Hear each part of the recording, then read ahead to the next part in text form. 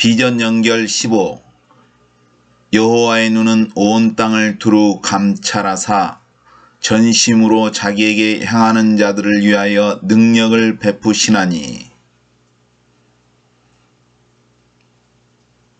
오늘은 여호와의 눈에 대한 설명을 드리겠습니다. 대하 16장 9절에 보면은 여호와의 눈은 온 땅을 두루 감찰하사 전심으로 자기에게 향하는 자들을 위하여 능력을 베푸시나니. 잠언 15장 3절에는 여호와의 눈은 어디서든지 악인과 선인을 감찰하시느니라. 시편 34장 15절에 보면은 여호와의 눈은 의인을 향하시고 그 귀는 저희 부르짖음에 기울이시는도다 하였습니다. 오늘 읽은 것은 여호와의 눈이라는 문장이 들어간 것입니다. 그래서 이것을 말한 것은 내가 본 비전에서 눈에 대하여 설명을 하려고 합니다. 부천에 살 때 빌라에 사는데 옥상에 있습니다. 옥상에 이제 밤에 묵상을 하는데, 옥상에서 묵상을 하는데 캄캄한 밤에 공중에서 두 눈이 보였습니다. 거대한 눈이 보였는데 그 눈이 빨간색, 즉 불 타는 눈인데 그 눈이 톱날처럼 이렇게 된 그 거대한 눈이 보고 있었습니다. 그래서 그 눈을 보았을 때에는 어떠한 두려움 같은 것, 죄에 대한 것, 그러한 두려움이 생겼습니다. 그래서 그 눈에 대해서 설명을 하려고 합니다. 그 비전을 보았기 때문에, 그러한 비전을 보았기 때문에 이제 눈에 대해서 설명을 하려고 합니다. 그 느낌은 무엇이냐면은 마치 그런 느낌, 어떤 지성소에, 우리가 이게 지성소에 들어가면은 그 지성소에 어떠한 촛대가 있습니다. 좌측에는 촛대, 우측에는 떡상이 있는데 그 촛대를 지나가는 부분이 아닐까 하는 생각을 해봅니다. 그것은 무엇이냐면 그 느낌이 성막이나 성전에 보면은 아무것도 안 보이고 그 안에 불빛은 무엇이냐면은 촛불뿐이 안 보입니다. 그 눈이 촛불에 해당하는 것이 아닐까 하는 게 성전의 그 촛불, 성막의 촛불, 7 촛대가 있습니다. 7 촛대. 그래서 그러한 촛대가 어찌하면은 우리의 죄를 밝히는 게 그러한 것이 아닐까 하는 생각을 해보기도 하고, 또는 한편으로는 불교에서도 보면은 묵상을 할 때, 불교는 묵상이라고 보다는 명상이라고 하는데, 명상을 할 때 막아 낀다고 하나, 아무튼 그런 것인데, 어떠한 그 뭐라고 해야 할까, 접근하지 못하게 막는 그런 느낌. 이게 생명나무 실과에 접근하지 못하도록 굴흙과 두루 도는 화영검을 두었다고 했지 않습니까? 그 화영검, 그런 화영검처럼 이게 막는 것, 어떤 지혜를 얻으려든지 지식을 얻으려고 하는 것을 막는 것, 그러한 느낌. 이게 모독에 가령 예수님이 이제 안수하기를 바라고 어린아이들이 가려고 하는데 제자들이 막 막지 않습니까? 모독에 예수님, 애들은 가라, 장사할 때 애들은 가라 하는 것처럼 모독에 막지 않습니까? 그런 것처럼 제자들이 막기 때문에 그런 모독에 막는 어떤 접근하지 못하게 하는 그런 그런 느낌이 들었습니다. 근데 이제 여기서 이제 눈에 대해서 이제 설명을 하는데 잠깐 이제 이 여기 잠언 15장 3절에 보면은 여호와의 눈은 어디서든지 악인과 선인을 감찰하신다고 했습니다. 그래서 이 부분에 대해서 약간 설명을 하고 그 다음에 또 설명을 하겠습니다. 악인이냐 선인이냐 구별을 하지 않습니까? 근데 이 세상에 보면은 핍박을 받는 사람이 있고 핍박을 하는 사람이 있지 않습니까? 그래서 제가 생각할 때는 핍박을 하는 사람은 악인이고 핍박을 당하는 사람은 선인이 아닐까 하는 그런 생각을 해봅니다. 왜냐하면은 학교에 보면은 막 일진들이라고 하나 막 여럿이서 하나이를 막 폭행하고 그러지 않습니까? 그러면 여러 아이들은 악인에 속하고 피해를 당한 애는 선하다고 해야 되나? 아무튼 그런 느낌. 근데 그런 느낌이 듭니다. 억울할 때, 이 억울함을 어떻게 해야 할까 할 때, 어떤 사람들은 이제 상대방을 알 때는 법적으로 고소를 하기도 하고 그렇습니다. 근데 예수님에 대해서 생각을 해봤습니다. 예수님은 억울한 것이 없었을까? 그러면 예수님께서도 이 사람들이 했습니다. 하나님께 그런 이야기를 하지 않았을까 하는 생각을 해봤는데 이런 느낌이 듭니다. 예수님께서 이런 말씀을 하셨습니다. 내가 너희를 고소할 줄 생각지 말라. 너희를 고소할 자가 있는데 바로 너희들이 바라는 모세니라 했습니다. 즉 예수님은 고소를 안 하는데 이게 이 사람들이 나에게 어떤 잘못을 했습니다라고 말하지 않는데 대신 그것을 감찰하는 분이 누구냐면은 모세입니다. 그러면 모세가 적어서 하나님께 올리겠죠. 잘못한 것들, 예수님께 잘못한 사람들의 그 행위들을 적어서 올릴 거 아닙니까? 그래서 그런 생각을 해봤습니다. 변화산에서 예수님이 있고 모세와 엘리야가 있지 않습니까? 이 모세와 엘리야는 모세는 선지자이지만 여기서는 대제사장의 의미가 있고 제사장의 의미가 있고 엘리야는 선지자의 의미가 있습니다. 근데 또 한편으로는 모세는 죽은 자들 그 부활, 예수님이 부활이요 생명이지 않습니까?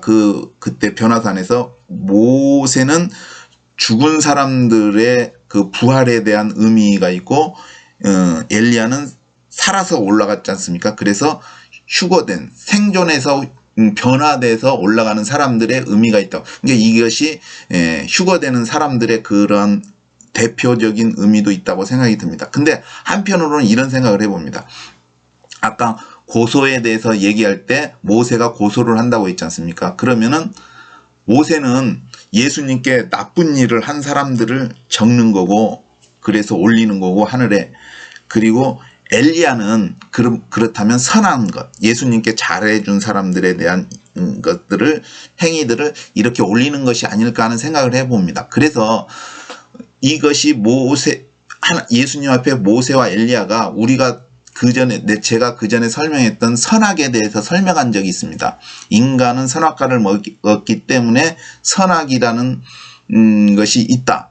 어떠한 그러한 것이 있는데, 그러면은 그러한 느낌입니다. 악은 그 사람한테 나쁜 일을 한 사람의 그러한 것들을 적어서 올리는 거고, 선은 그 사람한테 선을 베풀든지 착하게 한 사람들의 이야기를 적어서 올리는 것이 아닐까 생각이 듭니다. 그래서 보면은 계시록에 보면은 이제 심판이 나오는데 보좌들 심판이 있습니다. 이게 이 심판하시는 분들이 한두 명이 아니라 여러 명이 있는데, 이 보좌들 심판에는 아마도 예수님의 제자들이 앉는 보좌가 아닐까 생각합니다. 왜냐하면은 예수님께서도 예수님을 따르는 제자들이 세상이 새롭게 될 때 12보좌에 앉아서 이스라엘 12지파를 심판하리라고 했습니다. 그리고 또 생명에 관한 이제 또 책이 있고 그때 이제 흰보자 심판이 있습니다. 흰보자 심판이 있는데 이때 보면은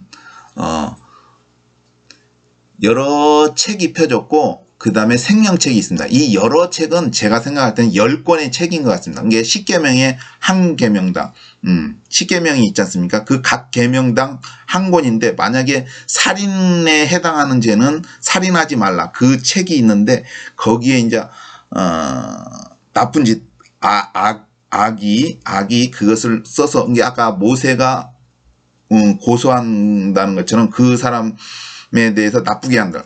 사람들을 적으면은 거기 책에 기록이 되는 것이 아닌가 하는 생각을 해봅니다.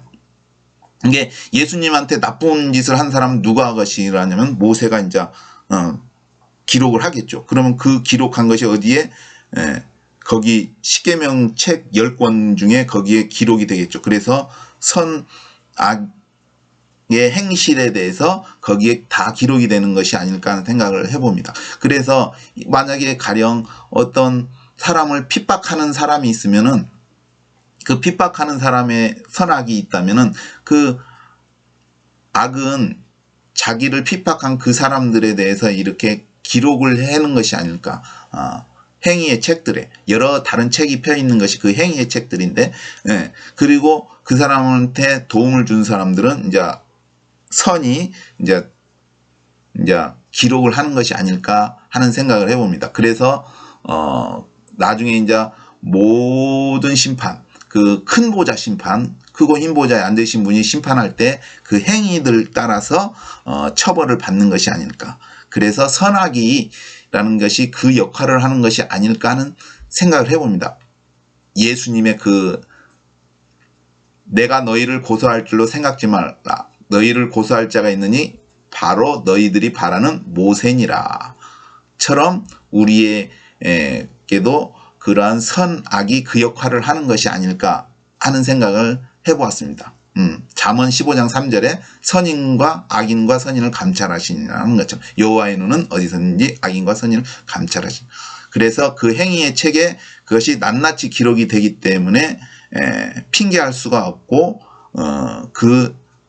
당연히 핍박을 한 사람들은 그 핍박한 대로 그 행위들대로 거기서 심판을 받겠죠.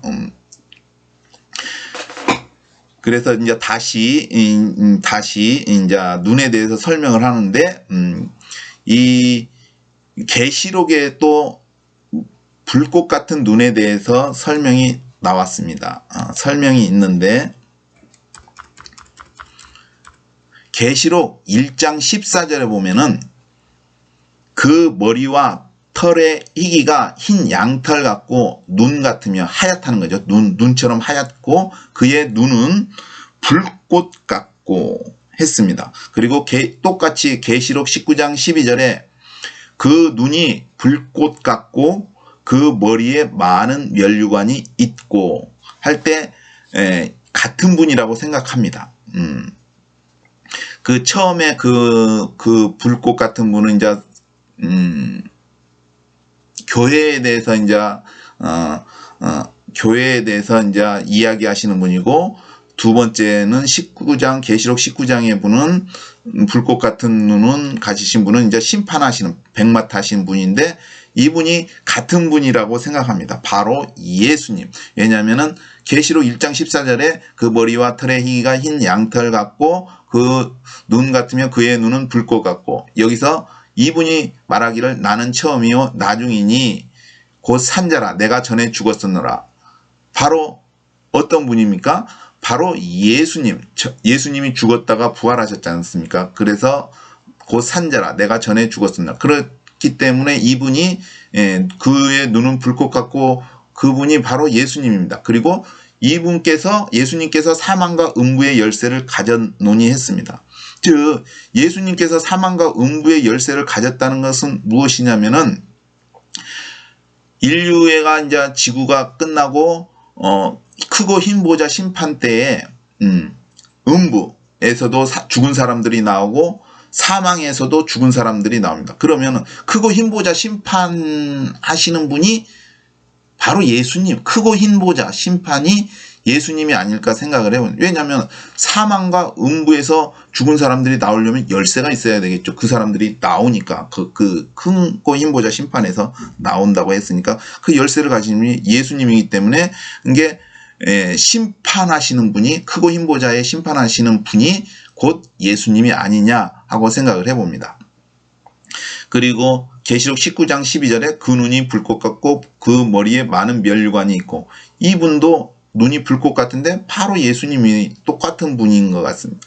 또 이 이름 쓴 것이, 그분에 대해서 설명하는데 이 이름 쓴 것이 하나가 있으니 자기밖에 아는 자가 없고, 그 백마와 그 탄자를 말하는데 이 탄자가 눈이 불꽃 같은데 이름이 충신과 진실이고 피 뿌린 옷을 입었다고 했습니다.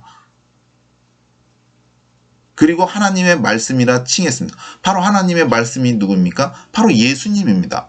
그리고 피 뿌린 옷을 입은 것이 뭐, 예수님께서 십자가 고난 받으실 때 그 피가 젖었겠죠. 그래서 피 뿌린 옷을 입은, 그리고 이름이 충신과 진실이지 않습니까? 진실. 같은 예수님입니다. 근데 이제 여기서 19장 12절에서, 계시록 19장 12절에서 보면은 그 눈이 불꽃 같고, 그래서 제가 본 그 이미지의 그러한 그 눈, 톱니바퀴처럼 불이 톱니바퀴 따라서 이렇게 나는 그 거대한 눈이 바로 예수님의 눈이 아닐까. 세상을, 그게 여호와의 눈은 온 땅을 두루 감찰하다. 이게 지금 그 감찰하시는 그 눈이 아닐까 하는 생각을 해봅니다. 그리고 여기 보면은 그 머리에 많은 면류관이 있고, 이게 눈이 불꽃 같은 그분이 예수님인데 많은 면류관이 써졌대요. 그럼 이 면류관이 어떤 의미냐면은 아마도 계시록에 보면은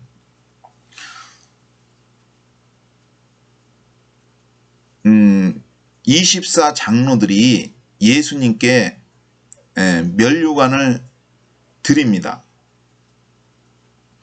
계시록 4장 10절에 보면 24 장로들이 보좌에 앉으신 이 앞에 엎드려 세세토록 사시는 이에게 경배하고 자기의, 이게 24 장로들의 면류관을 보좌 앞에 던지며 가로되, 즉 장로들이 보좌 앞에 면류관들을 던지지 않습니까?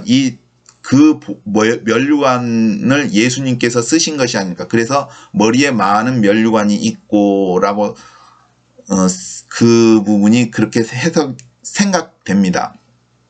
그러면서 24 장로들이 말하기를 우리 주 하나님이여 영광과 존귀와 능력을 받으시는 것이 합당하오니 주께서 만물을 지으신지라 만물이 주의 뜻대로 있었고 또 지으심을 받았나이다 하더라. 왜 하나님께서 영광과 존귀와 능력을 받으시는 것이 합당할까요? 왜냐하면은 그 뒷부분에 만물을 지었고 또 만물이 주의 뜻대로 있었고 또 지으심을 받았고, 이게 만물을 지으신 분이 예수님이기 때문에 예수님께 우리 주 하나님이여 영광과 존귀와 능력을 돌려드리는 것이 마땅하고, 또한 예수님께서 원래 그 영광과 존귀와 능력이 있으신 분인데 낮아지셨지 않습니까? 이 땅에 오셨고 다시 올라가셨기 때문에 원이치대로 그 영광과 존귀와 능력을 입는 것이, 받으시는 것이 합당하다. 왜냐하면 하나님의 보좌를 버렸다는 것은 영광과 존귀와 능력을 벗고 이 땅에 오셨기 때문에, 낮아지셨기 때문에 다시 이제 부활해서 올라가셨기 때문에 그분께 돌려드리는 것이 마땅하다고 생각이 듭니다. 그리고 계시록 5장 11절 14절에 또 보면은 내가 또 보고 들음에 보좌와 생물들과 장로들을 둘러선 많은 천사의 음성이 있으니 그 수가 만만이요 천천이라. 이거 셀 수 없이 많다는 거죠. 천사들이 큰 음성으로 가라되 죽임을 당하신 어린 양이, 바로 예수님을 말한 부와 지혜와 힘과 존귀와 영광과 찬송을 받으시기에 합당하다. 여기에서는 찬송도 나옵니다. 영광과 찬송을. 왜 찬송을 이야기하냐면은 내가 또 들으니 하늘 위에와 땅 위에와 땅 아래와 바다 위에와 또 그 가운데 만물이 가로되 보좌에 앉으시니와 어린 양에게 찬송과, 여기서는 찬송이 앞에 나오지 않습니까? 찬송과 존귀와 영광과 능력을 세세토록 돌릴지어다니 내 성물이 가로되 아멘 하고 장로들은 엎드려 경배하더라. 왜 찬송이냐면은 제가 이스라엘의 찬송 중에 거하시는 이여 할 때, 비전 연결해서 이스라엘의 찬송 중에 거하시는 이여 할 때에 그때 설명을 드린 부분이 있습니다. 하나님께서 나의 영광을 다른 사람에게 주지 않고 나의 찬송을 우상에게 주지 않겠다고 했었습니다. 그 이유를 설명했습니다. 왜냐하면 다른 사람은 뭐냐? 하나님께서 영광을 주셨는데 그 영광을 가지고 그 사람이 하나님께 찬송을 돌려드려야 하는데 그 찬송을 우상한테 돌려드린 게 쉽게 말해서 이스라엘이 출애굽시킨 하나님이지 않습니까? 그러면 하나님께 영광을 돌려드려야 되는데 그걸 우상, 짐승, 소의 형상의 짐승한테 우상을 섬겼지 않습니까? 그것은 안 된다는 것이죠. 그러니까 무엇이냐면 예수님께서 우리에게 영광을 주셨다고 했지 않습니까? 근데 아버지께서 예수님께 주셨어요. 아들에게 주셨는데 그 영광을 예수님께서 우리에게 주셨어요. 예수 믿는 사람들에게 주셨어요. 그러면 당연히 그 영광을 예수님께 돌려드려야죠. 찬송을. 그래서 찬송과 존귀와 영광과 능력을 세세토록 돌릴지어다. 그래서 예수님은 우리에게 영광을 주셨습니다. 그렇기 때문에 영광을 받은 우리는 당연히 예수님께 영광과 찬송을 돌려드리는 것이 마땅하다는 것입니다. 그리고 그 영광과 찬송을 받으실 예수님, 이제 다시 오실 것인데 오실 때 이스라엘이 아마 그분께 찬송을 드리지 않을까. 이 찬송 중에 주께서 임하시지 않을까 하는 생각을 해봅니다. 오늘은 불꽃 같은 눈을 가지신 예수님, 즉 여호와의 눈에 대해서 설명을 했습니다. 불꽃 같은 눈을 가지신 분은 예수님이신데 이 예수님께 영광과 찬송을 돌려드리는 것이 마땅하다. 우상에게 찬송을 해서는 안 된다. 그분은 찬송받으실 분이고 존귀하신 분이시다. 이상 비전 연결 15를 마치겠습니다.